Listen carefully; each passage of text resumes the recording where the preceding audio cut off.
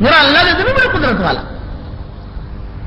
اب ابراہیم علیہ السلام دعوت دے رہے ہو ان کو کہ یہ تو سنتے نہیں ہے تمہارے جو ہے یہ بڑے بڑے گدھے جتنے ہیں تمہارے یہ بت یہ تو سنتے نہیں کہ اتنے بڑے بڑے اب تم یعنی اتنے سارے مر گئے کہ بچا نہیں سکا. یہ سارے کے سارے تمہارے بت چلے گئے یہ بچا نہیں سکا. اور وہ ہمارا اللہ اتنی بڑی قدرت والا ہے کہ معمولی چونٹی وہ اگر ساتویں زمین کے اوپر کالے کالے پتھر پر کالی کالی چونٹی اگر چلتی ہے اس کی آہٹ کو اللہ سنتا ہے. اور اللہ اتنی بڑی قدرت والا ہے کہ اللہ اسے دیکھتا بھی ہے. اور پھر آگے کا اس سے کہ آگے اس کے آگے کا بتاؤں کہ اللہ اس کے دل کی دھڑکن کو بھی سنتا ہے. اس چھوٹے کے دل میں اگر خیال آتا ہے خیال کوئی خیال دائیں جانے کا بائیں جانے کا آگے جانے کا پیچھے جانے کا تو اللہ اس خیال کو بھی پڑھ لیتا ہے. اف کہتے ہیں تم پر مجھے بڑا تعجب ہے. وَلِمَ تَعْبُدُونَ مِن دُونِ اللَّهِ فَلَا تَعْقِلُونَ. اللہ کے علاوہ تم کیوں اشارہ کے سارا کر رہے ہو؟ چل اب خدا کا کرنا کہ ان سے کوئی جواب بن نہ پڑا. ان سے کوئی جواب بن نہ پڑا. جب ان کے یہاں یاد رکھنا جتنے بھی باطل ہیں ان کے پاس کوئی جواب جب بن نہ پڑے گا تو یہ سیدھی لڑائی کی بات کریں گے. یہ یاد رکھنا کہ ان کا جب کوئی جواب بن نہ پڑا سب طرف سے جو راستے بند ہو گئے تو انہوں نے کہا بھئی یہ ابراہیم نے ہمارے بتوں کے ساتھ ایسا کیا اور یہ کیا وہ کیا. بَوْزَ قَالُوا حَرِّقُوهُ وَانصُرُوا آلِهَتَكُمْ إِن كُنتُمْ فَاعِلِينَ. یہ نمرود نے آرڈر جاری کر دیا. یہ کورٹ نے فیصلہ کر دیا اس زمانے کی. کیا فیصلہ کیا؟ اسے جلاؤ. اور دوسرا اپنے معبودوں کی مدد کرو اپنے اللہ کی مدد کرو. تو ابراہیم علیہ السلام نے سنا تو ابراہیم علیہ السلام نے کہا مجھے جلانا نہ جلانا یہ تمہارے ہاتھ میں نہیں ہے وہ تو اللہ ہے. اللہ چاہے گا تو مر جاؤں گا اللہ نہیں چاہے گا تو نہیں مروں گا. لیکن تم یہ جو کہتے ہو اپنے معبودوں کی مدد کرو تو تمہارا اللہ مدد کا محتاج ہو تو ایسا اللہ کیا کام کا؟ میرا اللہ مدد کا محتاج نہیں ہے. میرا اللہ تو سب کی مدد کرتا ہے. قالوا حرقوه وانصروا آلهتكم ان كنتم فاعلين. اچھا کتابوں میں یہ بھی لکھا حضور اکرم صلی اللہ علیہ وسلم جب ہجرت کر کے مکہ مکرمہ سے مدینہ منورہ تشریف لے جا رہے تھے تو اس وقت بھی شیطان نے آ کر مشورے دیے تھے. اس وقت میں بھی شیطان نے ہی آ کر مشورے دیے. شیطان بہت پرانا ہے.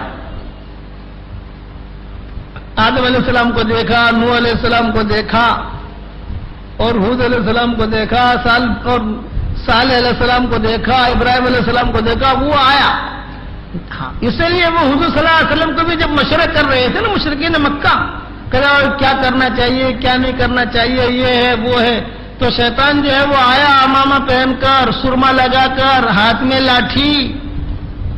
ابو جہل یہ سب بیٹھے ہوئے تو بعد مشورہ کر رہے ہیں یہ لوگ کہ کیا کرنا چاہیے. تو شیطان بھی کھڑا ہوا. ابو جہل نے کہا بھائی آپ کہاں سے آئے؟ یہ کہا میں نجد کا شیخ ہوں تمہاری مجلس میں شریک ہونے آیا ہوں. ابو جہل نے کہا ٹھیک ہے. اب وہ بات ہو رہی ہے کہ اب کیا کرے تھے. ایک آدمی نے رائے دی کہ محمد کے بارے میں ایسا کرو اسے قید کر دو تاکہ معاملہ یہ ختم ہو جائے. تو شیطان نے کہا نہ یہ تو بہت غلط رائے ہے. یہ بہت غلط رائے ہے. قید کرو گے تو اس کی قوم جو ہے چھڑا لے گی اس کو.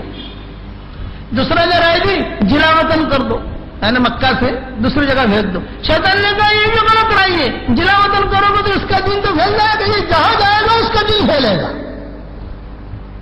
ابو جہل نے کہا میری رائے تو یہ ہے کہ محمد کو قتل کر دو صلی اللہ علیہ وسلم. شیطان نے کہا ہاں یہ اچھی رائے ہے.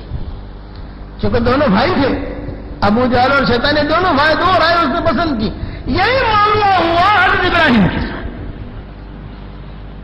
وہ سارے کے سارے جمع ہوئے. سب کیا کرے یہ لڑکے کا یہ لڑکا. اب آذر بھی پریشان ہے. ان کی آذر کی بیوی یعنی ابراہیم علیہ السلام کے والدہ یہ بھی پریشان. نمرود بھی پریشان. اچھا نمرود نے خدائی کا دعویٰ کر رکھا تھا اور بڑا غصے میں آ کر ایک مرتبہ ہے کتابوں میں قرآن شریف میں کہ جو ابراہیم علیہ السلام اللہ اللہ اللہ کی بہت باتیں کرتے تھے نا، تو بہت غصہ آیا اور غصے میں آ کر اس نے آسمان کی طرف تیر پھینکا. کیوں؟ کہ آسمان کا جو رب ہے جس کے بارے میں ابراہیم بہت دعوت دیتا ہے اسے قتل کر دوں. کبھی گرمی چڑھتی ہے نا، تو خدا کی شان کہ اللہ نے فرشتوں کے ذریعے سے وہ تیر پکڑوا لیا اور پھر تھوڑا سا خون آلود کر کے وہ تیر نیچے اس کے سامنے ہی پھینکا اللہ نے. اس نے دیکھا تو ابراہیم کو کہا دیکھ تیرے اللہ کو مار ڈالا نہیں.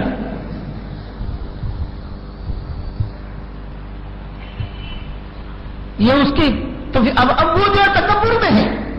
تو اس نے لوگوں سے مشورہ کیا، شیطان آیا اور شیطان نے آ کر کہا کیا مشورہ کر رہے ہیں؟ کہا بھائی ایک لڑکا ہے وہ ہمارے معبودوں کو برا بھلا کہتا ہے، ہمارے دھرم کو نہیں مانتا. یہ تو اس نے کہا کہ میں بھی رائے یہی دیتا ہوں کہ اسے جلا ڈالو. تو اس زمانے میں جلا ڈالنے کا جو عذاب یعنی یہ سولی ہمارے یہاں سولی ہوتی ہے کہ کسی کو آگ میں ڈال دو، اس کا مطلب یہ کہ وہ آدمی بچے گا ہی نہیں.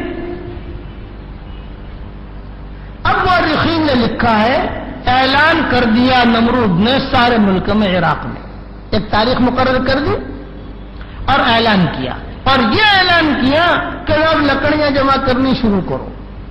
اب دنیا بھر کی لکڑیاں جمع ہو رہی ہیں. اس زمانے کے اعتبار سے اس زمانے کا جو پیٹرول ہو، یعنی اس زمانے میں پیٹرول تو نہیں تھا لیکن اس زمانے میں آگ جلانے کے لیے اور آگ بھڑکانے کے لیے جو بھی چیزیں ہوں اس دور میں وہ ساری کی ساری جمع کی گئی. مورخین نے مفسرین نے لکھا ہے 1 مہینے تک آگ جو ہے وہ جلائی گئی، 1 مہینے تک.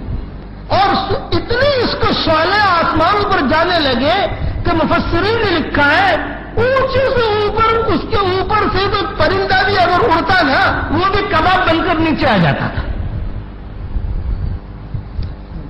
اچھا ابراہیم علیہ السلام دیکھ رہے، یہ سارا منظر دیکھ رہے ابراہیم علیہ السلام، لیکن یقین ہے ان کے دل میں کیا میں نے میرے اللہ کی بات پہنچائی، اللہ کا حکم پورا کرتے کرتے جان بچی تو بھی کامیاب اور جان گئی تو بھی کامیاب. اللہ کا حکم پورا کرتے کرتے مال ہاتھ میں آیا تو بھی کامیاب اور اللہ کا حکم پورا کرتے کرتے مال ہاتھ سے گیا تو بھی کامیاب. اصل ہے اللہ کا حکم کو پورا کرنا.